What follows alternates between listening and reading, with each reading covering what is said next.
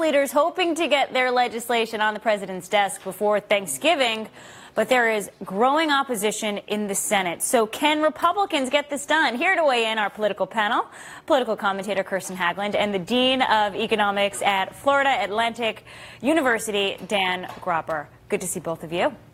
Good to see you. Dan, let's begin with you. You know, the House is confident that they have the votes to pass their version of tax reform, that the deal has already been closed. They can only afford to lose 22 votes, however. Do you think they have this in the bag in the House, or should they be nervous? I think the House leaders do have the votes in the bag, so to speak. But I think it's really important for our economy for the Republicans to be able to deliver on these promises.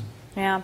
Kirsten, you know, there are some deal breakers, however, and one of them would be the elimination of the SALT, the state and local tax deductions, particularly in the Northeast. Kirsten, in fact, New York Congressman Peter King has said we could lose all the seats in the Northeast if they don't do anything about SALT. What do you think happens?